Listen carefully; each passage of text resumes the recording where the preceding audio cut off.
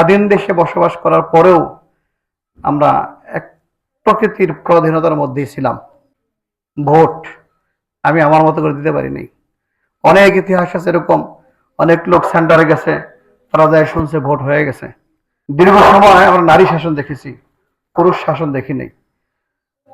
তো আগামীতে নারী শাসন আমরা চাই না, আমরা মুসলিম শাসন চাই, ইসলামী শাসন চাই।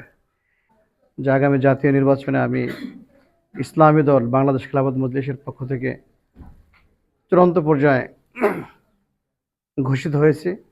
আগামী নির্বাচনে আপনাদের খেদমত করার মনস্থা করেছি। যদি আপনারা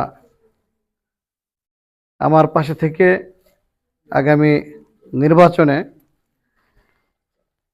খেদমত করার সুযোগ দেন, ইনশাআল্লাহ আল্লাহ যদি আগামী জাতীয় নির্বাচনে আপনাদের মাধ্যমে চূড়ান্ত পর্যায়ে বিজয় ঘোষণা করেন, বিজয় দান করেন এবং সংসদে যাওয়ার মতো তৌফিক দেন, তাহলে আমি আশা করি ম্যাক্সিমাম যুবক যারা বিগত 17 বছরে তারা নির্বাচন কি দেখে নাই, বিগত 17 বছরে যে সরকার ছিলেন তারা একঘেয়েমি নির্বাচনে দেখে গেছেন। যদি এবছর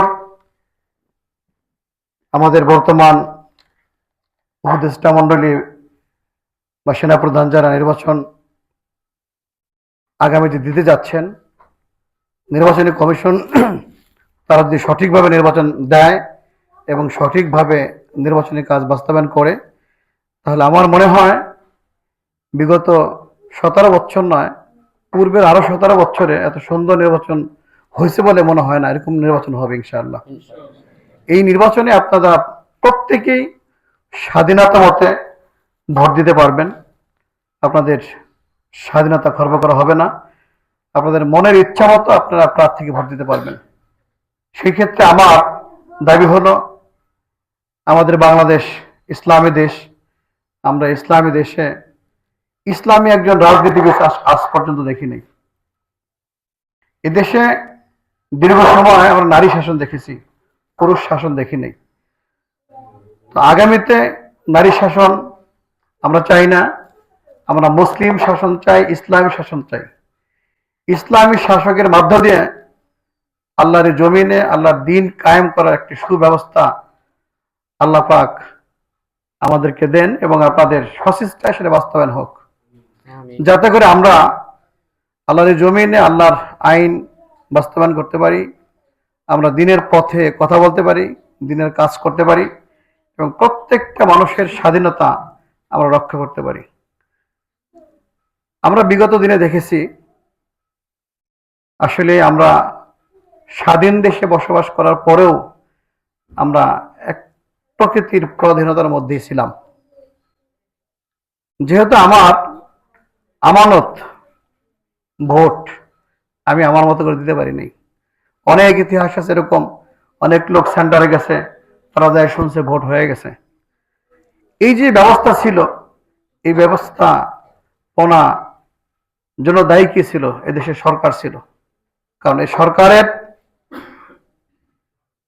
সাধ্য ছিল না আপনার যে অধিকার, একে আপনার কাছেই আমানত রাখতে, কারণ আপনার অধিকার খর্ব হয়েছে।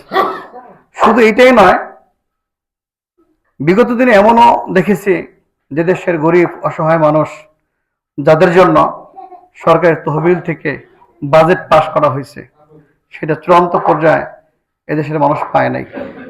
যাতে করে আগামী দিনে প্রত্যেকটা মানুষের অধিকার প্রত্যেকটা মানুষ পায়, এমন আমানত দায়িত্ব একজন ব্যক্তি শাসক হোক।